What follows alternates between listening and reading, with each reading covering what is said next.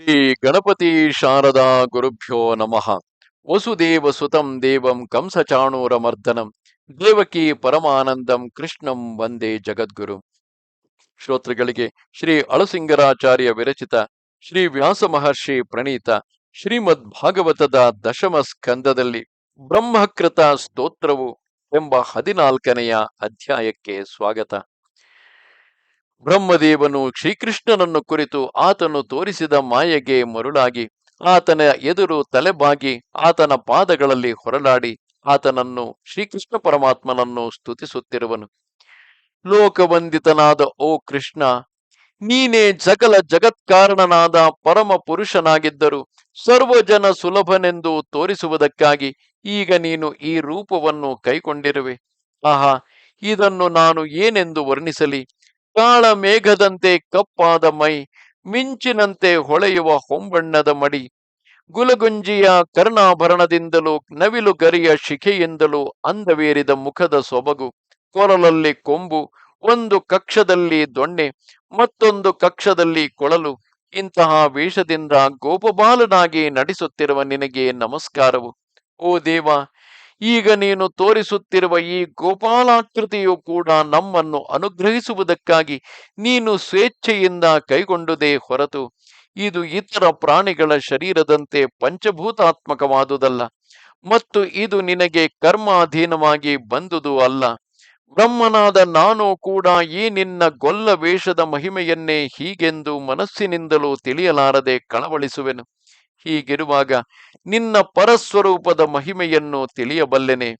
ದೇವ, ಯಾರು ಜ್ಞಾನ ಯೋಗಕ್ಕಾಗಿ ವಿಶೇಷ ಶ್ರಮ ಪಡದೆ ತಮ್ಮ ತಮ್ಮ ವರ್ಣಾಶ್ರಮ ಧರ್ಮಗಳನ್ನು ಮಾತ್ರ ನಿನ್ನ ಪಾದಾರ್ಪಣ ರೂಪವಾಗಿ ತಪ್ಪದೆ ನಡೆಸುತ್ತಾ ನಿನಗೆ ಒಂದಾವರ್ತಿ ನಮಸ್ಕರಿಸಿ ನಿನ್ನಲ್ಲಿ ಶರಣಾಗತರಾಗುವರು ಮತ್ತು ಸತ್ಪುರುಷರು ಮನೋವಾಕ್ಕಾಯಗಳೆಂಬ ತ್ರಿಕರಣಗಳ ಶುದ್ಧಿಯಿಂದ ನಿನ್ನನ್ನು ಕೀರ್ತಿಸತಕ್ಕ ಕಥೆಗಳನ್ನು ಯಾರು ಕಿವಿಯಿಂದ ಕೇಳುವರು ಅವರಿಗೆ ನೀನು ವಶನಾಗತಕ್ಕವನು.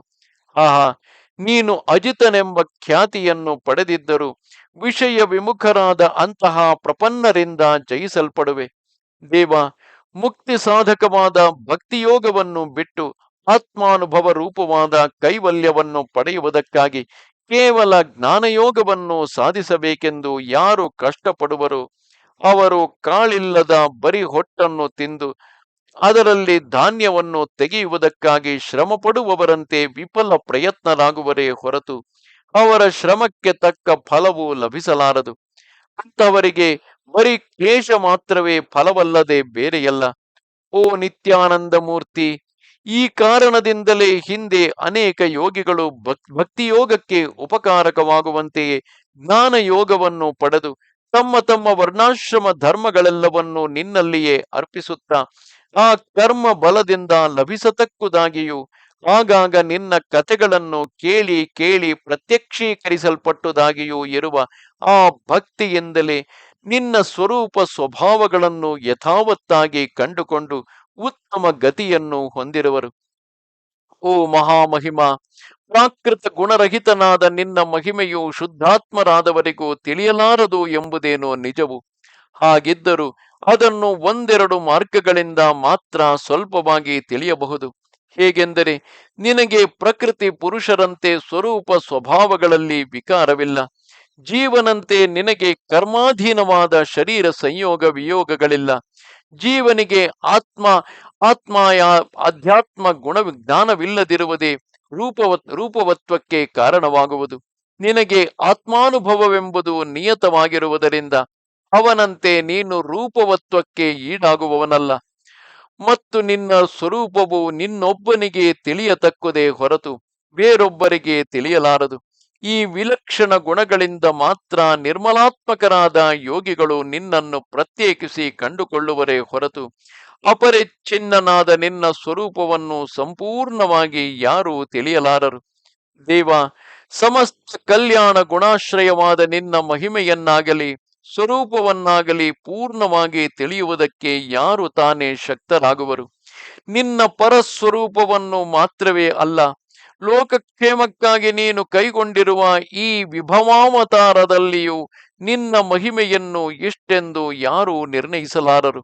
ಬಹುಕಾಲದವರೆಗೆ ಪ್ರಯತ್ನಿಸಿ ಭೂಮಿಯಲ್ಲಿರುವ ರೇಣುಗಳನ್ನಾದರೂ, ಅಂತರಿಕ್ಷದಿಂದ ಬೀಳುವ ಹಿಮ ಕಣಗಳನ್ನಾದರೂ, ಆಕಾಶದಲ್ಲಿ ಬೆಳಗುವ ನಕ್ಷತ್ರಗಳನ್ನಾದರೂ ಎಣಿಸಬಲ್ಲ ಮಹಾ ಬುದ್ಧಿವಂತರು ಕೂಡ ನಿನ್ನ ಗುಣಗಳನ್ನು ಲೆಕ್ಕಿಸಲಾರರು. ಹೀಗೆ ನೀನು ಎಣೆಯಿಲ್ಲದ ಮಹಾ ಮಹಿಮೆಯುಳ್ಳವನಾಗಿರುವುದರಿಂದಲೂ, ನಿನ್ನಲ್ಲಿ ಪ್ರಪತ್ತಿಯನ್ನು ಮಾಡಿದವರಿಗಲ್ಲದೆ ನಿನ್ನ ಮಾಯೆಯನ್ನು ದಾಟುವುದು ಅಶಕ್ಯವಾದುದರಿಂದಲೂ, ತ್ರಿಕರಣ ಶುದ್ಧಿಯಿಂದ ನಿನ್ನಲ್ಲಿ ಶರಣಾಗತಿಯನ್ನು ಮಾಡಿ ನಿನ್ನ ಕೃಪೆಯೇ ಸರ್ವ ವಿಧದಲ್ಲಿಯೂ ಉದ್ಧಾರಕವೆಂದು ತಿಳಿದು ತಮ್ಮ ಪ್ರಾರಬ್ಧ ಕರ್ಮವನ್ನು ಕಳೆಯುವುದಕ್ಕಾಗಿ ಮಾತ್ರ ಜೀವಿಸತಕ್ಕವರು ಕೊನೆಗೆ ನಿನ್ನ ಸಾನ್ನಿಧ್ಯವನ್ನು ಸೇರಿ ಅಲ್ಲಿ ನಿತ್ಯ ಮುಕ್ತರೊಡನೆ ಸಮಾನ ಸುಖವನ್ನು ಅನುಭವಿಸುವರು.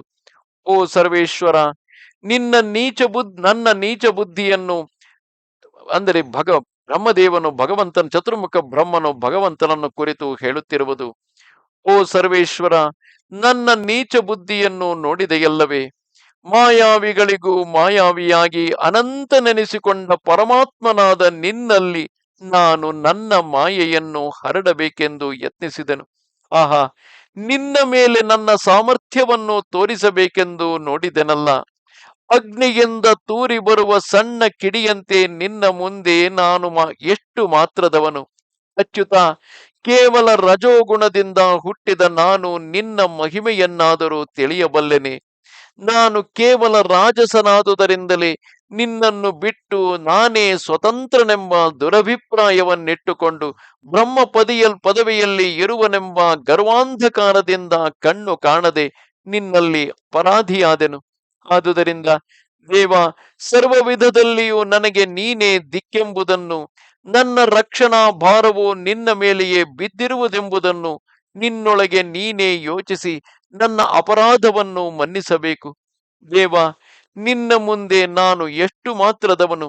ಪ್ರಕೃತಿ, ಮಹತ್ತು, ಅಹಂಕಾರ, ಆಕಾಶ, ವಾಯು, ಅಗ್ನಿ, ಜಲ, ಭೂಮಿ ಎಂಬಿ ಆವರಣಗಳೊಡಗೂಡಿದ ಈ ಬ್ರಹ್ಮಾಂಡವೆಂಬ ಘಟದಲ್ಲಿ ಸೇರಿಕೊಂಡು ನನ್ನ ಕೈಯಳತೆಯಿಂದ 7 ಗೇಣುಗಳ ಉದ್ದವಾದ ಮೈಯುಳ್ಳ ನಾನೆಲ್ಲಿ, ನೀನೆಲ್ಲಿ? ಇಂತಹ ಅಸಂಖ್ಯಾತಗಳಾದ ಬ್ರಹ್ಮಾಂಡಗಳು ಗವಾಕ್ಷ ರಂಧ್ರಗಳಿಂದ ತೂರಿ ಬರುವ ಪರಮಾಣು ಕಣಗಳಂತೆ ನಿನ್ನ ರೋಮಕೂಪಗಳಲ್ಲಿ ತೂಗಾಡುತ್ತಿರುವವು. ಆ ನಿನ್ನ ಮಹತ್ವದ ಮುಂದೆ ನನ್ನ ಸ್ಥಿತಿಯು ಗಣನೆಗೆ ಬರುವುದೇ? ಓ ಅಧೋಕ್ಷಜ, ಗರ್ಭದಲ್ಲಿರುವ ಶಿಶುವು ಕಾಲಾಡಿಸಿದ ಮಾತ್ರಕ್ಕೆ ಅದು ತಾಯಿಗೆ ಅಪರಾಧಿ ಎನಿಸುವುದೇ? ಅದರಂತೆಯೇ ನಿನಗೆ ಶಿಶುಪ್ರಾಯನಾದ ನಾನು ನಿನ್ನ ವಿಚಾರದಲ್ಲಿ ಮಾಡಿದ ಈ ದೌರ್ಜನ್ಯಕ್ಕಾಗಿ ನೀನು ನನ್ನನ್ನು ಅಪರಾಧಿ ಎಂದು ಎಣಿಸಲಾರೆ. ಒಂದು ವೇಳೆ ಗರ್ಭ ಶಿಶುವಿನಲ್ಲಿ ಅಪರಾಧವು ಎಣಿಸಲ್ಪಡದಿದ್ದರೂ ಪ್ರವೃದ್ಧನಾದ ಮಗನು ತಾಯಿಯನ್ನು ಒದೆಯುವಂತೆ ತಿಳುವಳಿಕೆಯುಳ್ಳ ನೀನು ನನ್ನಲ್ಲಿ ಅಪರಾಧಿಯಾಗಬಹುದೇ? ಎಂದರೆ ಈಗಲೂ ನಿನಗೆ ನಾನು ಗರ್ಭ ಶಿಶುವಿನಂತಲ್ಲದೆ ಬೇರೆಯಲ್ಲ. ಏಕೆಂದರೆ ಲೋಕದಲ್ಲಿ ಸದಸತ್ತುಗಳೆಂದು ವ್ಯವಹರಿಸಲ್ಪಡುವ ಚಿದ್ ರೂಪವಾದ ವಸ್ತುಗಳಲ್ಲಿ ಯಾವುದು ಯಾವಾಗಲೂ ನಿನ್ನ ಗರ್ಭವನ್ನು ಬಿಟ್ಟು ಹೊರಗೆ ಇರತಕ್ಕವುಗಳಲ್ಲ. ಎಲ್ಲವೂ ನಿನ್ನ ಶರೀರದಲ್ಲಿಯೇ ಐಕ್ಯ ಹೊಂದಿರುವುದರಿಂದ ಹಿಂದೆಯೂ ಈಗಲೂ ಮುಂದೆಯೂ ನಾನು ನಿನ್ನ ಗರ್ಭಸ್ಥನಲ್ಲದೆ ಬೇರೆಯಲ್ಲ. ಆದುದರಿಂದ ನಿನಗೆ ಗರ್ಭ ಶಿಶುವಿನಂತಿರುವ ನಾನು ಮಾಡಿದ ಅಪರಾಧವನ್ನು ಕ್ಷಮಿಸಬೇಕು. ಓ ಸರ್ವಲೋಕ ಜನಕ, ತ್ರೈಲೋಕ್ಯವು ಮಹಾಪ್ರಳಯದಲ್ಲಿ ಸಮುದ್ರದಲ್ಲಿ ಮುಳುಗಿ ಆ ಸಮುದ್ರಗಳೆಲ್ಲವೂ ಏಕಾರ್ಣವವಾಗಿ ಕಲೆತಿದ್ದಾಗ ಆ ಪ್ರಳಯ ಜಲದಲ್ಲಿ ನಾರಾಯಣನ ನಾಭಿಕಮಲದಿಂದಲೇ ನಾನು ಹುಟ್ಟಿದವನೆಂಬುದು ಲೋಕಪ್ರಸಿದ್ಧವಾದ ವಿಚಾರವಲ್ಲವೇ? ಆದುದರಿಂದ ನಾನು ಸರ್ವೇಶ್ವರನಾದ ನಿನ್ನ ಗರ್ಭದಿಂದ ಬಂದವನು ಎಂಬುದರಲ್ಲಿ ಸಂದೇಹವೇನಿದೆ? ನೀನು ನಾರಾಯಣನ ಮಗನಾಗಿದ್ದ ಮಾತ್ರಕ್ಕೆ ನನಗೆ ನಿನಗೆ ಸಂಬಂಧವೇನು ಎಂದು ಕೇಳುವೆಯಾ? ಕೃಷ್ಣ, ಆ ನಾರಾಯಣನು ನೀನಲ್ಲದೆ ಬೇರೆ ಯಾರು? ನೀನೇ ನನ್ನ ಜನಕನು. ನಾರವೆಂದು ಕರೆಯಲ್ಪಡುವ ಸಮಸ್ತ ದೇಹಿಗಳಿಗೂ ಆಶ್ರಯನಾಗಿ, ನಾರವೆನಿಸುವ ಸಮಸ್ತ ಲೋಕಕ್ಕೂ ಪ್ರವರ್ತಕನಾಗಿ, ಆ ಸರ್ವಲೋಕಕ್ಕೂ ಸಾಕ್ಷಿಯಾಗಿಯೂ ಇರುವ ನಿನ್ನನ್ನು ನಾರಾಯಣನೆಂದು ಹೇಳುವುದರಲ್ಲಿ ಸಂದೇಹವೇನಿದೆ? ಅಥವಾ ನಾರವೆಂದು ಕರೆಯಲ್ಪಡುವ ಪ್ರಳಯ ಜಲರಾಶಿಯಲ್ಲಿ ಮಲಗಿದ್ದವನೇ ನಾರಾಯಣನೆಂಬ ಲೋಕ ಪ್ರತೀತಿಯನ್ನೇ ಪ್ರಮಾಣವಾಗಿಟ್ಟುಕೊಂಡು ಯೋಚಿಸಿದರು ಆ ಜಲಶಾಯಿಯಾದ ನಾರಾಯಣನು ನಿನ್ನ ಮೂರ್ತಿಯಲ್ಲದೆ ಬೇರೆಯಲ್ಲ. ಆದರೆ ಸಮಸ್ತ ವಿಶ್ವವನ್ನು ವ್ಯಾಪಿಸಿರತಕ್ಕವನೇ ನಾರಾಯಣನೆಂದು ವೇದಗಳೆಲ್ಲವೂ ಉದ್ಘೋಷಿಸುವಾಗ ಆ ವಿಶ್ವದಲ್ಲಿ ಏಕದೇಶವಾದ ಜಲದಲ್ಲಿ ಮಲಗಿದ್ದವನನ್ನು ನಾರಾಯಣನೆಂದು ಹೇಳುವುದು ಹೇಗೆ ಎಂದು ಕೇಳುವೆಯ? ವಿಭುವಾದ ನಿನ್ನಲ್ಲಿ ಆ ಸರ್ವಲೋಕಾಧಾರತ್ವವು ಆ ಜಲಶಾಯಿತ್ವವು ಎರಡೂ ಸತ್ಯವಾಗಿಯೇ ಇರುವುದು. ದೇವ, ಸೃಷ್ಟಿಯ ಆರಂಭದಲ್ಲಿ ಸಮಸ್ತ ಜಗತ್ತಿಗೂ ಆಧಾರವಾದ ನಿನ್ನ ಶರೀರವು ಆ ಜಗತ್ತಿನಲ್ಲಿ ಏಕದೇಶವಾದ ಜಲದಲ್ಲಿ ನನಗೆ ಕಾಣಿಸಲಿಲ್ಲವೇ? ಆ ಜಲದಲ್ಲಿ ಕಾಣಿಸಿದ ರೂಪವೇ ಕ್ಷಣ ಕಾಲದ ಮೇಲೆ ನನ್ನ ಹೃದಯದಲ್ಲಿ ಕಾಣಿಸಲಿಲ್ಲವೇ?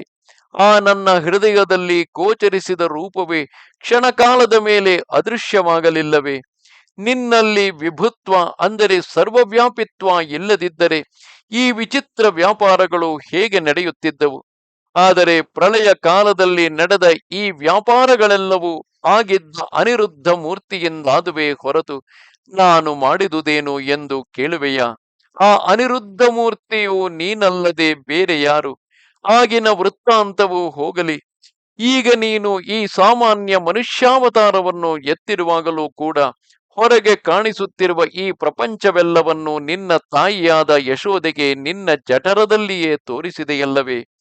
ಇದು ನಿನ್ನ ಆಶ್ಚರ್ಯ ಶಕ್ತಿಯಲ್ಲದೆ ಬೇರೇನು? ಚಿದಾತ್ಮಕವಾದ ಪ್ರಪಂಚವೆಲ್ಲವೂ ಹೊರಗೆ ನಮ್ಮ ಕಣ್ಣಿಗೆ ಹೇಗೆ ಗೋಚರಿಸುತ್ತಿರುವುದು, ಅದೇ ರೀತಿಯಲ್ಲಿ ಇವೆಲ್ಲವೂ ನಿನ್ನೊಡನೆಯೂ ನನ್ನೊಡನೆಯೂ ನಿನ್ನ ಉದರದಲ್ಲಿ ಕಾಣಿಸಿತಲ್ಲವೇ? ಇದು ನಿನ್ನ ಮಾಯೆಯಲ್ಲವೇ? ನಾನು ನನ್ನ ತಾಯಿಗೆ ನನ್ನ ಜಠರದಲ್ಲಿ ಸಮಸ್ತ ವಿಶ್ವವನ್ನು ತೋರಿಸಿದನು ಎಂಬುದರಲ್ಲಿ ನಿಶ್ಚಯವೇನು? ಇದನ್ನು ಬೇರೆ ಯಾರು ಕಂಡವರಿಲ್ಲವಷ್ಟೇ ಎಂದು ಹೇಳುವೆಯ? ಆ ವಿಚಾರವು ಹೋಗಲಿ. ಈಗಲೇ ನೀನು ನನಗೂ ನಿನ್ನ ವಿಚಿತ್ರ ಶಕ್ತಿಯನ್ನು ತೋರಿಸಿದೆಯಲ್ಲವೇ? ಮೊದಲು ನಾನು ನಿನ್ನ ಕರುಗಳನ್ನು ನಿನ್ನ ಸ್ನೇಹಿತರಾದ ಗೋಪ ಬಾಲಕರನ್ನು ಕದ್ದೊಯ್ಯುವಾಗ ನೀನೊಬ್ಬನೇ ನನ್ನ ಕಣ್ಣಿಗೆ ಕಾಣಿಸುತ್ತಿದ್ದೆ. ನಾನು ಅವುಗಳನ್ನು ಅಪಹರಿಸಿಕೊಂಡು ಹೋದ ಮೇಲೆ ನೀನೇ ಆ ಗೋಪ ಬಾಲಕರಂತೆಯೂ ಕರುಗಳಂತೆಯೂ ಅನೇಕಾಕಾರಗಳಿಂದ ಕಾಣಿಸಿಕೊಂಡೆ. ನಾನು ನೋಡುತ್ತಿದ್ದ ಹಾಗೆಯೇ ಸ್ವಲ್ಪ ಹೊತ್ತಿನ ಮೇಲೆ ಆ ಆಕೃತಿಗಳನ್ನು ಶಂಖ ಚಕ್ರಾದಿ ಲಾಂಛನಗಳೊಡಗೂಡಿದ 4 ಭುಜಗಳುಳ್ಳ ನಿನ್ನ ಪರಸ್ವರೂಪಕ್ಕೆ ಮಾರ್ಪಡಿಸಿ ಆ ರೂಪಗಳನ್ನು ನನ್ನೊಡನೆ ಸಮಸ್ತ ಚರಾಚರಗಳು ಉಪಾಸನೆ ಮಾಡುತ್ತಿರುವಂತೆ ಕಾಣಿಸಿದೆ. ಒಡನೆಯೇ ಆ ರೂಪಗಳೆಲ್ಲವನ್ನು ಸಕಲ ಜಗದಾತ್ಮಕವಾದ ವಿರಾಟ್ ರೂಪದಿಂದ ನನ್ನ ಕಣ್ಣಿಗೆ ತೋರಿಸಿದೆ. ಕೊನೆಗೆ ಅವೆಲ್ಲವನ್ನು ಮರೆಸಿಕೊಂಡು ಮೊದಲಿನಂತೆ ಕೈಯಲ್ಲಿ ಅನ್ನದುಂಡೆಯನ್ನು ಹಿಡಿದು ಕೃಷ್ಣನೆಂಬ ಒಂದೇ ರೂಪದಿಂದ ಕಾಣಿಸಿಕೊಳ್ಳುತ್ತಿರುವೆ. ಇವೆಲ್ಲವೂ ನಿನ್ನ ಮಾಯಾಶಕ್ತಿಯಲ್ಲವೇ? ನೀನು ವಿಭುವೆಂಬುದರಲ್ಲಿ ಸಂದೇಹವೇನು? ಆದರೆ ಲೋಕದಲ್ಲಿ ಬೇರೆ ಯಾರು ಇದನ್ನು ನೋಡಿದವರಿಲ್ಲವಲ್ಲ ಎಂದು ಕೇಳುವೆಯ?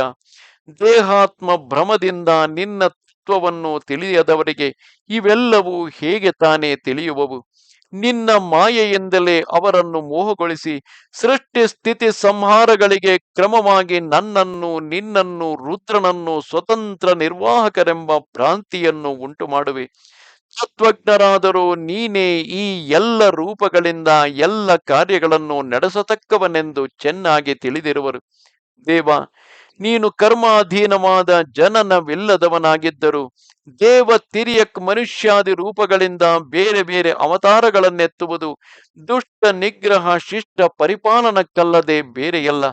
ಓ ಅದ್ಭುತ ಮಹಿಮೆಯುಳ್ಳ ಪರಮಾತ್ಮ ಯೋಗೀಶ್ವರ, ನೀನು ಹೀಗೆ ಲೋಕರಕ್ಷಣಕ್ಕಾಗಿ ಆಗಾಗ ಅನೇಕ ಅವತಾರಗಳನ್ನು ಎತ್ತುತ್ತಿದ್ದರು ಎಲ್ಲಿ, ಯಾವಾಗ, ಯಾವ ರೀತಿಯಲ್ಲಿ, ಯಾವ ಉದ್ದೇಶದಿಂದ, ಎಷ್ಟು ವಿಧವಾಗಿ ಅವತಾರವನ್ನೆತ್ತಿರುವೆ ಎಂಬುದನ್ನು ಕಂಡುಕೊಳ್ಳುವುದಕ್ಕೆ ಯಾರೂ ಸಮರ್ಥರಲ್ಲ. ಹೀಗೆ ಆಶ್ಚರ್ಯ ಶಕ್ತಿಯಿಂದ ಆಟ ಮಾಡುತ್ತಿರುವ ನಿನ್ನ ಮಹಿಮೆಯನ್ನು ಯಾರು ಬಲ್ಲರು? ದೇವ, ಲೋಕದಲ್ಲಿ ನಿನ್ನನ್ನು ಬಿಟ್ಟು ಬೇರೆ ಸ್ವತಂತ್ರ ವಸ್ತು ಯಾವುದೊಂದೂ ಇಲ್ಲ. ಪ್ರಪಂಚವೆಲ್ಲವೂ ಸೃಷ್ಟಿಗೆ ಮೊದಲು ನಿನ್ನಲ್ಲಿಯೇ ಐಕ್ಯವಾಗಿರುವುದು. ಆಮೇಲೆ ನಿನ್ನ ಸಂಕಲ್ಪ ರೂಪ ಜ್ಞಾನದಿಂದ ಈ ನಿನ್ನ ಶರೀರವೇ ದೃಶ್ಯ ಪ್ರಪಂಚ ರೂಪವಾಗಿ ವಿಸ್ತರಿಸುವುದು.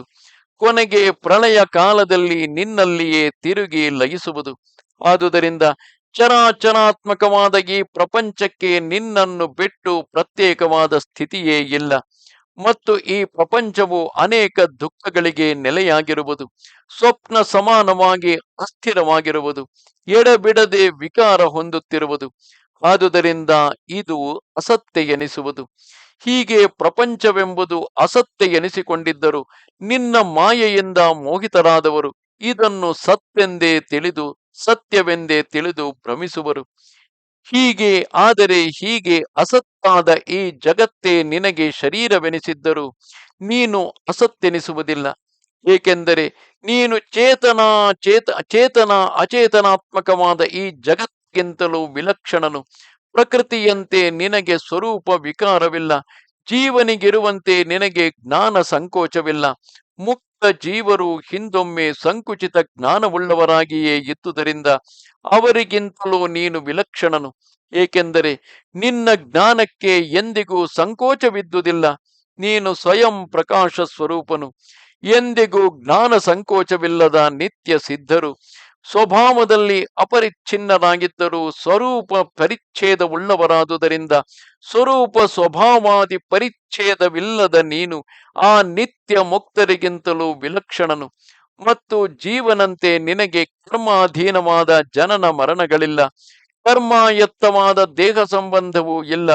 ಪ್ರಾಕೃತ ಜೀವರಿಗೆ ಇರುವಂತೆ ನಿನಗೆ ಪುಣ್ಯ ಪಾಪ ಸಂಬಂಧವಿಲ್ಲದುದರಿಂದ ನಿರಂಜನನೆನಿಸುವೆ. ಪ್ರಕೃತಿಯಂತೆ ನಿನಗೆ ಕ್ಷರಣ ಸ್ವಭಾವವಿಲ್ಲದುದರಿಂದ ಅಕ್ಷರನೆನಿಸುವೆ. ಕಾಲ ಪರಿಚ್ಛೇದವಿಲ್ಲದುದರಿಂದ ನೀನು ನಿತ್ಯನು. ದೇಶ ಪರಿಚ್ಛೇದವಿಲ್ಲದುದರಿಂದ ಪೂರ್ಣನು. ವಸ್ತು ಪರಿಚ್ಛೇದವಿಲ್ಲದುದರಿಂದ ಅದ್ವಯನು. ಹೀಗೆ ಪ್ರಕೃತಿ ಪುರುಷ ವಿಲಕ್ಷಣನಾದುದರಿಂದ ನೀನು ನಿತ್ಯಾನಂದಮಯನಾಗಿ ಬೆಳಗುವೆ. ನಿರ್ವ್ಯಾಪಾರನಾದವನಿಗೆ ಜಗತ್ಕಾರಣತ್ವವು ಹೇಗೆ ಎಂದರೆ, ಸೃಷ್ಟಿಗೆ ಮೊದಲು ನಾಮರೂಪ ವಿಭಾಗಗಳಿಲ್ಲದ ಸಮಸ್ತ ಚಿತ್ತುಗಳನ್ನು ಶರೀರವಾಗಿ ಹೊಂದಿ ನೀನೊಬ್ಬನೇ ಒಬ್ಬನಾಗಿದ್ದು ಆ ನಿನ್ನ ಶರೀರದಿಂದಲೇ ಈ ಪ್ರಪಂಚವನ್ನು ವಿಸ್ತರಿಸಿದವನಾದುದರಿಂದ ಈ ಪ್ರಪಂಚಕ್ಕೆ ನೀನೇ ಉಪಾದಾನ ಕಾರಣವೆನಿಸುವೆ. ಮತ್ತು ನೀನು ನಿನಗೆ ಶರೀರಭೂತಗಳಾದ ಆ ಪ್ರಕೃತಿ ಪುರುಷ ಕಾಲಾದಿಗಳನ್ನು ಕಂಡುಕೊಳ್ಳತಕ್ಕ ಆತ್ಮನಾಗಿಯೂ ಇರುವುದರಿಂದ ಈ ಜಗತ್ತಿಗೆ ನಿಮಿತ್ತ ಕಾರಣವು ನೀನೇ. ಹೀಗಿರುವಾಗ ನಿನ್ನನ್ನು ಬಿಟ್ಟು ಈ ಜಗತ್ತಿಗೆ ಬೇರೆ ಯಾರನ್ನು ಕಾರಣವೆಂದು ಹೇಳಬಹುದು? ದೇವ, ಯಾರು ಅಜ್ಞಾನಾಂಧಕಾರವನ್ನು ನೀಗಿಸತಕ್ಕ ಗುರುವೆಂಬ ಸೂರ್ಯನಿಂದ ಜ್ಞಾನ ಪ್ರಕಾಶವನ್ನು ಪಡೆದು ಹೃದಯ ಗುಹೆಯಲ್ಲಿ ಇರತಕ್ಕ ನಿನ್ನನ್ನು ಕಂಡುಕೊಳ್ಳುವರು, ಅವರೇ ಪಾಪ ಪುಣ್ಯ ಪ್ರಚುರವಾದ ಸಂಸಾರವೆಂಬ ಮಹಾಸಾಗರವನ್ನು ದಾಟಬಲ್ಲರು. ದೇವ, ನೀನು ಸರ್ವಜೀವಾಂತರ್ಯಾಮಿ ಎಂಬುದನ್ನು ನಿಜವಾಗಿ ತಿಳಿದು ಉಪಾಸನೆ ಮಾಡಲಾರದವರಿಗೆ ಆ ಅಜ್ಞಾನವೇ ಸಂಸಾರವನ್ನು ತಗಲು ಕಟ್ಟುವುದು. ಅಂತರಾತ್ಮನಾದ ನಿನ್ನನ್ನು ತಮ್ಮ ಹೃದಯದಲ್ಲಿಯೇ ಸಾಕ್ಷಾತ್ಕರಿಸಬಲ್ಲವರಿಗೆ ತಮ್ಮ ದೇಹದಲ್ಲಿ ಆತ್ಮಾಭಿಮಾನವು ಆತ್ಮದಲ್ಲಿ ಸ್ವತಂತ್ರಾಭಿಮಾನವು ಬಿಟ್ಟು ಹೋಗುವುದರಿಂದ ಅವರು ಸಂಸಾರ ವಿಮುಕ್ತರಾಗುವರು. ಹಗ್ಗವನ್ನು ನೋಡಿದಾಗ ಅದನ್ನು ಹಗ್ಗವೆಂದು ತಿಳಿಯಲಾರದವರಿಗೆ ಅದರಲ್ಲಿ ಹಾವೆಂಬ ಭ್ರಾಂತಿಯು ಹುಟ್ಟುವುದೇ ಹೊರತು ಹಗ್ಗವೆಂದು ತಿಳಿದ ಮೇಲೆ ಆ ಭ್ರಾಂತಿಯು ಬಿಟ್ಟು ಹೋಗುವುದಲ್ಲವೇ? ಅದರಂತೆಯೇ ಸಂಸಾರ ಬಂಧಕ್ಕೂ ಮೋಕ್ಷಕ್ಕೂ ಪರಮಾತ್ಮೋಪಾಸನಾ ರೂಪವಾದ ಜ್ಞಾನವಿಲ್ಲದಿರುವಿಕೆಯು ಆ ಜ್ಞಾನೋದಯವು ಇವೆರಡೇ ಮೂಲವೆನಿಸುವವು.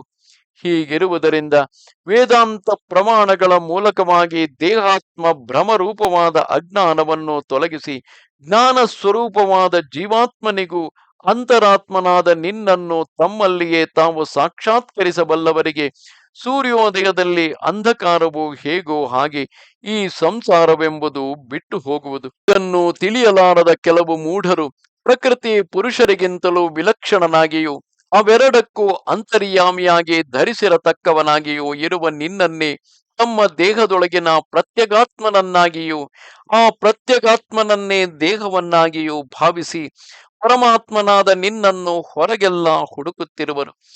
ಕಕ್ಷದಲ್ಲಿ ಎತ್ತಿಕೊಂಡಿರುವ ಮಗುವನ್ನು ಕೇರಿಗಳಲ್ಲಿ ಹುಡುಕುವಂತೆ ತಮ್ಮ ಹೃದಯದಲ್ಲಿಯೇ ಕಾಣಬಹುದಾದ ನಿನ್ನನ್ನು ಹೊರಗೆ ಹುಡುಕುವವರ ಅಜ್ಞತೆಯನ್ನು ಏನೆಂದು ಹೇಳಬಹುದು? ಓ ಅನಂತ, ತತ್ವಜ್ಞರು ತಮ್ಮ ಶರೀರದಲ್ಲಿರುವ ಜೀವಾತ್ಮ ಪರ್ಯಂತವಾದ 25 ತತ್ವಗಳಿಗಿಂತಲೂ ವಿಲಕ್ಷಣನಾಗಿ ಅಲ್ಲಿಯೇ ನೆಲೆಗೊಂಡಿರುವ ನಿನ್ನ ಸ್ವರೂಪವನ್ನು ಬೇರೆಯಾಗಿ ತಿಳಿದು ಆ ಇತರ ತತ್ವಗಳಲ್ಲಿ ಅಭಿಮಾನವನ್ನು ಬಿಟ್ಟು ನಿನ್ನನ್ನೇ ಉಪಾಸಿಸುವರು. ವಿವೇಕಿಯಾದವನು ತನ್ನ ಸಮೀಪದಲ್ಲಿ ಬಿದ್ದಿರುವ ಹಗ್ಗವನ್ನು ನೋಡಿ ಅದರ ನಿಜಸ್ಥಿತಿಯನ್ನು ತಿಳಿದುಕೊಂಡ ಮೇಲೆ ಅದನ್ನು ಹಾವೆಂದು ಭ್ರಮಿಸುವನೇ? ಎಂದಿಗೂ ಇಲ್ಲ. ಅದರಂತೆಯೇ ಜೀವ ಪ್ರಕೃತಿಗಳಿಗಿಂತಲೂ ವಿಲಕ್ಷಣನಾದ ನೀನು ಜೀವಾಂತರ್ಯಾಮಿಯಾಗಿ ತಮ್ಮ ದೇಹದಲ್ಲಿ ಇರುವುದನ್ನು ನಿಜ ಜ್ಞಾನದಿಂದ ತಿಳಿದವರಿಗೆ ನಿನ್ನಲ್ಲಿ ಜಡ ಜೀವವೆಂಬ ಬುದ್ಧಿಯು ಹೇಗೆ ತಾನೇ ಹುಟ್ಟುವುದು? ಈ ಪರಮಾತ್ಮ ಜ್ಞಾನವೆಂಬ ವಿವೇಕವು ಹುಟ್ಟುವುದಕ್ಕೆ ಉಪಾಯವಾವುದು ಎಂದು ಕೇಳುವೆಯಾ? ಆ ವಿವೇಕ ಜ್ಞಾನವು ಹುಟ್ಟುವುದಕ್ಕೂ ನಿನ್ನ ಅನುಗ್ರಹವೇ ಕಾರಣವಲ್ಲದೆ ಬೇರೆಯಲ್ಲ.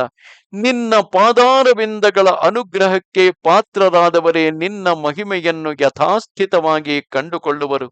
ಆ ನಿನ್ನ ಅನುಗ್ರಹಕ್ಕೆ ಪಾತ್ರರಾಗದವರು ಎಷ್ಟೇ ಶಾಸ್ತ್ರಗಳನ್ನೋದಿ ಏಕಾಂತ ಸ್ಥಳದಲ್ಲಿ ಕುಳಿತು ಬಹುಕಾಲದವರೆಗೆ ಚಿಂತಿಸುತ್ತಿದ್ದರು ನಿಜ ಸ್ಥಿತಿಯನ್ನು ಕಂಡುಕೊಳ್ಳಲಾರರು.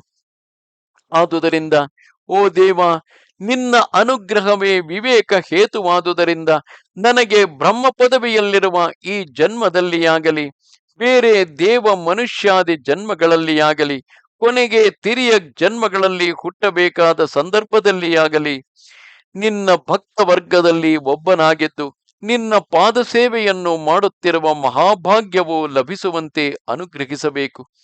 ಇದೇ ನನ್ನ ಕೋರಿಕೆ.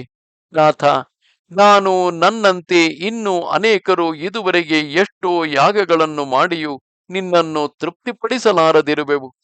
ಅಂತಹ ನೀನು ಈಗ ಗೊಲ್ಲ ಮಕ್ಕಳಂತೆಯೂ ಕರುಗಳಂತೆಯೂ ಆಕಾರವನ್ನು ತಾಳಿ ಅಮೃತ ಸಮಾನವಾದ ಯಾರ ಮೊಲೆಹಾಲನ್ನು ಪ್ರೀತಿಯಿಂದ ಕುಡಿದೆಯೋ ಆ ಗೋಪ ಸ್ತ್ರೀಯರು, ಆ ಗೋವುಗಳು ಎಂತಹ ಭಾಗ್ಯಶಾಲಿಗಳು!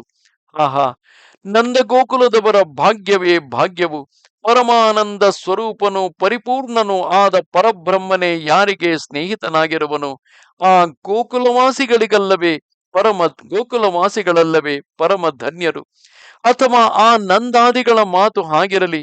ಅಂತರಂಗ ಚತುಷ್ಟಯದಲ್ಲಿ ಅಹಂಕಾರಕ್ಕೆ ಅಧಿಷ್ಠಾನ ದೇವತೆಯಾದ ಶಿವನು, ಮನಸ್ಸು ಬುದ್ಧಿ ಚಿತ್ತವೆಂಬವುಗಳಿಗೆ ಅಧಿಷ್ಠಾತೃಗಳಾದ ಚಂದ್ರಾದಿ ದೇವತೆಗಳು, ವಾಕ್ಕು ಮೊದಲಾದ ದಶೇಂದ್ರಿಯಗಳಿಗೆ ಅಧಿಷ್ಠಾತೃಗಳೆನಿಸಿಕೊಂಡ ವರುಣನೇ ಮೊದಲಾಗಿ 11 ಮಂದಿಯೂ ಸೇರಿ ಈ ನಾವು 14 ಮಂದಿಯೂ ಒಂದೊಂದು ಇಂದ್ರಿಯವನ್ನು ಮಾತ್ರ ಪಾತ್ರವಾಗಿಟ್ಟುಕೊಂಡು ಆಗಾಗ ನಿನ್ನ ಪಾದಾರವಿಂದದ ಮಕರಂದವೆಂಬ ಅಮೃತವನ್ನು ಸೇವಿಸಬಲ್ಲೆವು. ಹೀಗೆ ಒಂದೊಂದು ಇಂದ್ರಿಯಕ್ಕೆ ಅಭಿಮಾನಿಗಳಾದ ನಾವೇ ನಿನ್ನ ಕೀರ್ತಿ ಸೌಂದರ್ಯಾದಿಗಳನ್ನು ಅಲ್ಪ ಸ್ವಲ್ಪವಾಗಿ ಸೇವಿಸಿ ಅದರಿಂದಲೇ ಕೃತಾರ್ಥರಾಗುತ್ತಿರುವಾಗ ನಿನ್ನೊಡನೆ ಅನವರತವು ಕಲೆತಿದ್ದು ಸರ್ವೇಂದ್ರಿಯಗಳಿಂದಲೂ ನಿನ್ನನ್ನು ಅನುಭವಿಸುತ್ತಿರುವ ಈ ಗೊಲ್ಲರ ಭಾಗ್ಯವನ್ನು ಎಷ್ಟೆಂದು ಹೇಳಬಹುದು? ಆದುದರಿಂದ ಓ ಕೃಷ್ಣ, ಈಗ ನಾನು ಕೋರತಕ್ಕ ಭಾಗ್ಯವೆಲ್ಲವೂ ಇದೊಂದೇ. ನನಗೆ ಈಗಿರುವ ಬ್ರಹ್ಮ ಪದವಿಗಾಗಿಯೂ ನಾನು ಸಂತೋಷಿಸತಕ್ಕವನಲ್ಲ. ವೇದಾಂತಗಳು ಇದುವರೆಗೂ ಹುಡುಕುತ್ತಿದ್ದರೂ ಯಾವನ ಪಾದ ರಜಸ್ಸನ್ನೂ ಕೂಡ ಕಾಣಲಾರದಿರುವವು. ಅಂತಹ ಪರಮ ಪುರುಷನಾದ ನಿನ್ನನ್ನೇ ಸರ್ವವಿಧ ಜೀವನವನ್ನಾಗಿ ಪಡೆದಿರುವ ಈ ಗೋಕುಲವಾಸಿಗಳಲ್ಲಿ ಯಾವನಾದರೂ ಒಬ್ಬ ಗೊಲ್ಲನ ಪಾದ ರಜಸ್ಸನ್ನು ನಾನು ತಲೆಯಲ್ಲಿ ಧರಿಸುವಂತೆ ನನಗೆ ಈ ಭೂಲೋಕದಲ್ಲಿ, ಈ ವನ ಮಧ್ಯದಲ್ಲಿ, ಅದರಲ್ಲಿಯೂ ಈ ಮಂದೆಯಲ್ಲಿ ಮನುಷ್ಯ ಜನ್ಮ ಉಂಟಾಗುವಂತೆ ಅನುಗ್ರಹಿಸಿದರೆ ಅದೇ ನನ್ನ ಪರಮಭಾಗ್ಯವೆಂದು ಎಣಿಸುವೆನು. ಅಥವಾ ನಿನ್ನ ಸಂಗಡಿಗರಾದ ಗೊಲ್ಲರಲ್ಲಿ ಒಬ್ಬನಾಗಿ ಹುಟ್ಟುವಷ್ಟು ಪರಮಭಾಗ್ಯಕ್ಕೆ ನಾನು ಪಾತ್ರನಲ್ಲದಿದ್ದರೂ ಹೋಗಲಿ. ರಾಗದ್ವೇಷಾದಿಗಳಾದ ಯಾವುದಾದರೂ ಒಂದು ವಿಧದಿಂದ ಇಲ್ಲಿ ನಿನ್ನ ಸಂಬಂಧವಿದ್ದರೆ ಸಾಕು. ಅದರಿಂದಲೇ ಉತ್ತಮ ಪುರುಷಾರ್ಥವನ್ನು ಪಡೆಯಬಹುದು. ಹೇಗೆಂದರೆ ಪೂತನೆ ಎಂಬ ರಾಕ್ಷಸಿಯು ನಿನ್ನಲ್ಲಿ ಆಜನ್ಮ ದ್ವೇಷವನ್ನಿಟ್ಟು ಸಾಧು ವೇಷದಿಂದ ಬಂದು ನಿನ್ನನ್ನು ಕೊಲ್ಲುವುದಕ್ಕೆ ಯತ್ನಿಸಿದ್ದರು ಆ ದ್ವೇಷ ಬುದ್ಧಿಯಿಂದಲೇ ಆಕೆಯು ಅವಳ ಸಹಚರರಾದ ಬಕಾದಿಗಳು ನಿನ್ನ ಅನುಗ್ರಹದಿಂದ ನಿನ್ನ ಸಾನ್ನಿಧ್ಯವನ್ನೇ ಸೇರಿದರು. ಅಂತಹ ಪಾಪಿ ರಾಕ್ಷಸಿಗೆ ಆ ಫಲ ಉಂಟಾಗಿರುವಾಗ ತಮ್ಮ ಪ್ರಾಣ, ಮಾನ, ಧನ, ಗ್ರಹಾದಿಗಳೆಲ್ಲವನ್ನೂ ನಿನಗಾಗಿಯೇ ಅರ್ಪಿಸುತ್ತಾ ನಿನ್ನೊಡನೆಯೇ ಸದಾ ವಿಹರಿಸುತ್ತಿರುವ ಈ ಗೋಕುಲದವರ ಭಾಗ್ಯವನ್ನು ಎಷ್ಟೆಂದು ಹೇಳಬಹುದು? ಆದುದರಿಂದ ಸ್ನೇಹದಿಂದಿಲ್ಲದಿದ್ದರೂ ರಾಗ ದ್ವೇಷಾದಿಗಳಿಂದಾದರೂ ನಿನ್ನ ಸಂಬಂಧವು ಲಭಿಸುವಂತೆ ಈ ಗೋಕುಲದಲ್ಲಿ ನನಗೆ ಜನ್ಮ ಉಂಟಾಗಲಿ. ದೇವ, ಎಲ್ಲಕ್ಕೂ ಫಲಭೂತನಾದ ನೀನೇ ಈ ಗೋಕುಲದಲ್ಲಿ ಪ್ರತ್ಯಕ್ಷವಾಗಿರುವಾಗ ಇದಕ್ಕಿಂತಲೂ ಮೇಲಾದ ಫಲವೇನಿರುವುದು? ಯಾವುದಾದರೂ ವಿಧದಿಂದ ಇಲ್ಲಿ ನಿನ್ನ ಸಂಬಂಧವಿದ್ದರೆ ಅದೇ ಮೋಕ್ಷ ಕಾರಣವೆನಿಸುವುದು. ಕೃಷ್ಣ, ಮನೆ ಮಂದಿ ಮಕ್ಕಳೆಂಬ ಮೋಹ ಪಾಶಗಳು, ರಾಗ ದ್ವೇಷಾದಿಗಳು ನಿನ್ನ ಪ್ರಾಪ್ತಿಗೆ ವಿರೋಧಿಗಳೆಂಬುದೇನೋ ನಿಜವಾಗಿದ್ದರು, ಆ ವಿರೋಧಿ ಸಾಮಗ್ರಿಗಳೇ ನಿನ್ನ ವಿಷಯವಾಗಿ ವಿನಿಯೋಗಿಸಲ್ಪಟ್ಟಾಗ ಮುಕ್ತಿ ಕಾರಣಗಳಾಗುವವು. ನಿನ್ನ ಸಂಬಂಧವಿಲ್ಲದಿರುವವರೆಗೆ ಮಾತ್ರವೇ ಆ ರಾಗ ದ್ವೇಷಾದಿಗಳು ಶ್ರೇಯಸ್ಸನ್ನು ಕೆಡಿಸತಕ್ಕ ಕಳ್ಳರಂತಿರುವವು. ನಿನ್ನ ಸಂಬಂಧ ಉಂಟಾಗುವವರೆಗೆ ಗ್ರಹವು ಕಾರಾಗ್ರಹವೆನಿಸುವುದು. ಅದುವರೆಗೆ ಮಾತ್ರವೇ ಮೋಹವೆಂಬುದು ಸಂಕೋಲೆಯಾಗಿರುವುದು. ನಿನ್ನ ಸಂಬಂಧವಾಗಿ ಉಪಯೋಗಿಸಲ್ಪಟ್ಟಾಗ ಆ ದುರ್ಗುಣಗಳೇ ಮೋಕ್ಷ ಹೇತುಗಳಾಗುವವು. ದೇವ, ನೀನು ಈ ಪ್ರಾಪಂಚಿಕವಾದ ಸಂಬಂಧವಿಲ್ಲದವನಾದರೂ ನಿನ್ನ ಸ್ವೇಚ್ಛೆಯಿಂದ ಹೀಗೆ ಪ್ರಕೃತಿ ಸಂಬಂಧವುಳ್ಳವನಂತೆ ಅವತಾರಗಳನ್ನೆತ್ತುವುದು ಆಶ್ರಿತರ ಕಷ್ಟವನ್ನು ನೀಗಿಸಿ ಅವರನ್ನು ಆನಂದಗೊಳಿಸುವುದಕ್ಕಾಗಿಯೇ ಹೊರತು ಬೇರೆಯಲ್ಲ. ದೇವ, ಲೋಕಾದ್ಭುತವಾದ ನಿನ್ನ ಚರಿತ್ರೆಗಳನ್ನು, ಊಹಿಸಲ ಸಾಧ್ಯವಾದ ನಿನ್ನ ಸ್ವರೂಪ ಸ್ವಭಾವಾದಿಗಳನ್ನು ನಿಜವಾಗಿ ತಿಳಿಯಬಲ್ಲವರು ತಿಳಿಯಲಿ. ಹೆಚ್ಚು ಮಾತಿನಿಂದೇನು? ನನ್ನ ಮನೋವಾಕ್ಕಾಯಗಳೆಂಬ ತ್ರಿಕರಣಗಳಿಂದಲೂ ನಾನು ನಿನ್ನ ವೈಭವವನ್ನು ಕಂಡುಕೊಳ್ಳಲಾರೆನು. ಇಷ್ಟು ಮಾತ್ರವೇ ನನಗೆ ತಿಳಿದ ವಿಷಯವು. ಕೃಷ್ಣ, ನೀನು ಸರ್ವಸಾಕ್ಷಿಯಾದುದರಿಂದ ನಿನಗೆ ತಿಳಿಯದುದು ಇಲ್ಲ. ನೀನೇ ಸಕಲ ಜಗನ್ನಾಯಕನು. ಈ ಜಗತ್ತೆಲ್ಲವೂ ನಿನ್ನಲ್ಲಿಯೇ ಹುಟ್ಟಿ ನಿನ್ನಲ್ಲಿಯೇ ಲಯಿಸುವುದು. ನಿನ್ನ ಮುಂದೆ ನಾನು ಎಷ್ಟು ಮಾತ್ರದವನು. ನನ್ನ ಅಪರಾಧವನ್ನು ಮನ್ನಿಸಿ ನನಗೆ ಅನುಜ್ಞೆಯನ್ನು ಕೊಡು. ವೃಷ್ಣಿ ವಂಶವೆಂಬ ಕಮಲಕ್ಕೆ ಸೂರ್ಯಪ್ರಾಯನಾದ ಓ ಕೃಷ್ಣ, ನಿನಗೆ ನಮಸ್ಕಾರವು. ಗೋಬ್ರಾಹ್ಮಣ ಕುಲವೆಂಬ ಸಮುದ್ರಕ್ಕೆ ಪೂರ್ಣ ಚಂದ್ರನಂತಿರುವ ಓ ಕೃಷ್ಣ, ನಿನಗೆ ನಮಸ್ಕಾರವು. ಅಧರ್ಮವೆಂಬ ಅಂಧಕಾರವನ್ನು ನೀಗಿಸತಕ್ಕ ಓ ಕೃಷ್ಣ, ನಿನಗೆ ನಮಸ್ಕಾರವು. ಕಂಸಾದಿ ರಾಕ್ಷಸರನ್ನು ಕೊಲ್ಲತಕ್ಕ ಓ ಕೃಷ್ಣ, ನಿನಗೆ ನಮಸ್ಕಾರವು. ಸೂರ್ಯ ಚಂದ್ರಾದಿಗಳೆಲ್ಲರಿಗೂ ಪೂಜ್ಯನಾದ ಓ ಭಗವಂತ, ನಿನಗೆ ನಮಸ್ಕಾರವು. ಕಲ್ಪಾಂತದವರೆಗೂ ನಿನಗೆ ವಂದನವು ಎಂದು ಬ್ರಹ್ಮನು ಮಹಾಮಹಿಮನಾದ ಆ ಕೃಷ್ಣನನ್ನು ಸ್ತುತಿಸಿ ಮೂರಾವರ್ತಿ ಪ್ರದಕ್ಷಿಣ ಮಾಡಿ ಕೃಷ್ಣನ ಪಾದಗಳಲ್ಲಿ ಬಿದ್ದು ನಮಸ್ಕರಿಸಿ ಅವನ ಅನುಜ್ಞೆಯನ್ನು ಪಡೆದು ತನ್ನ ಲೋಕಕ್ಕೆ ಹಿಂತಿರುಗಿದನು. ಆಮೇಲೆ ಇತ್ತಲಾಗಿ ಕೃಷ್ಣನು ತನ್ನ ಕಣ್ಣಿಗೆ ಬೀಳದಂತೆ ಬ್ರಹ್ಮನು ಮರೆಸಿಟ್ಟಿದ್ದ ಕರುಗಳೆಲ್ಲವೂ ಅಲ್ಲಿಯೇ ಇರುವುದನ್ನು ಕಂಡು ಅವೆಲ್ಲವನ್ನು ತನ್ನೊಡನೆ ಕರೆದುಕೊಂಡು ಮೊದಲು ತನ್ನ ಸ್ನೇಹಿತರೊಡನೆ ಕುಳಿತು ಊಟ ಮಾಡುತ್ತಿದ್ದ ಮಳಲು ದಿಣ್ಣೆಯ ಬಳಿಗೆ ಬಂದನು. ಅಲ್ಲಿ ತನ್ನ ಸಂಗಡಿಗರಾದ ಗೋಪಬಾಲಕರೆಲ್ಲರೂ ತನ್ನನ್ನೇ ನಿರೀಕ್ಷಿಸುತ್ತಾ ಮೊದಲಿನಂತೆ ಕುಳಿತಿದ್ದುದನ್ನು ಕಂಡನು. ಆ ಬಾಲಕರು ತಮಗೆ ಪ್ರಾಣೇಶ್ವರನಾದ ಕೃಷ್ಣನು ತಮ್ಮನ್ನು ಅಗಲಿ ಹೋಗಿ ಇದುವರೆಗೆ 1 ವರ್ಷ ಕಾಲವು ಗತಿಸಿ ಹೋಗಿದ್ದರು ಆ ಕೃಷ್ಣನ ಮಾಯೆಯಿಂದ ಮೈಮರೆತಿದ್ದುದರಿಂದ ಅಷ್ಟು ದೀರ್ಘಕಾಲವು ಅವರಿಗೆ 1 ಕ್ಷಣ ಮಾತ್ರವಾಗಿ ತೋರಿತು. ರಾಜೇಂದ್ರ, ಇದೊಂದು ಆಶ್ಚರ್ಯವೆಂದು ತಿಳಿಯಬೇಡ. ಚರಾಚರಾತ್ಮಕವಾದ ಸಕಲ ಜಗತ್ತು ಆ ಭಗವಂತನ ಮಾಯೆಯಿಂದ ಮೋಹಿತವಾಗಿ ತನ್ನನ್ನೇ ತಾನು ಮರೆತು ಹೋಗುತ್ತಿರುವಾಗ ಈ ಸಾಮಾನ್ಯ ಗೋಪ ಬಾಲಕರು ಮೈಮರೆತು ಮೋಹಿತರಾಗುವುದೊಂದು ದೊಡ್ಡದೇ. ಅವರು ಆ ಕೃಷ್ಣನ ಮಾಯೆಯಿಂದ ಆ 1 ವರ್ಷ ಕಾಲದವರೆಗೆ ಹಸಿವು ಬಾಯಾರಿಕೆಗಳನ್ನು ತಿಳಿಯದೆ ಕ್ಷಣ ಮಾತ್ರವಾಗಿ ಕಳೆದರು. ಆ ಕೃಷ್ಣನು ಕರುಗಳೊಡನೆ ತಮ್ಮ ಬಳಿಗೆ ಬಂದೊಡನೆ ಆಶ್ಚರ್ಯದಿಂದ, ಕೃಷ್ಣ, ಇದೇನಾಶ್ಚರ್ಯವು? ಇಷ್ಟು ಬೇಗನೆ ಬಂದು ಬಿಟ್ಟೆಯಲ್ಲ. ನಮ್ಮ ಮಂದೆಯ ಕರುಗಳು ಎಲ್ಲಿ ಹೋಗಿದ್ದವು? ನಿನಗೆ ಸುಖಾಗಮನವೇ? ಕೃಷ್ಣ, ನಿನ್ನನ್ನು ಬಿಟ್ಟು 1 ತುತ್ತಾದರೂ ನಮ್ಮ ಗಂಟಲಲ್ಲಿ ಇಳಿಯಲಿಲ್ಲ. ಇದು ನಮ್ಮ ಕೈಯಲ್ಲಿದ್ದ ಕಬಳವನ್ನು ಹಾಗೆಯೇ ಇಟ್ಟುಕೊಂಡಿರುವೆವು ನೋಡು. ನೀನು ಬಂದು ಕುಳಿತು ಭೋಜನ ಮಾಡು ಎಂದು ಒಬ್ಬೊಬ್ಬರು ಆದರಿಸಿ ಕರೆಯುತ್ತಿದ್ದರು. ಕಪಟ ನಾಟಕ ಸೂತ್ರಧಾರಿಯಾದ ಕೃಷ್ಣನು ಏನೂ ತಿಳಿಯದವನಂತೆ ಅವರ ಮಾತನ್ನು ಕೇಳಿ ನಗುತ್ತಾ ಅವರ ಸಂಗಡಲೇ ತಾನು ಸಂತೋಷದಿಂದ ಕಲೆತು ಊಟ ಮಾಡಿ ಅವರೆಲ್ಲರನ್ನೂ ತನ್ನೊಡನೆ ಕರೆದುಕೊಂಡು ಬಂದು ಹಿಂದೆ ತಾನು ಸಂಹರಿಸಿದ ಆ ಹೆಬ್ಬಾವಿನ ಚರ್ಮವನ್ನು ಅವರಿಗೆ ತೋರಿಸಿದನು. ಅದನ್ನು ನೋಡಿಕೊಂಡು ಎಲ್ಲರೂ ತಮ್ಮ ಮಂದೆಗೆ ಹಿಂತಿರುಗಿದರು.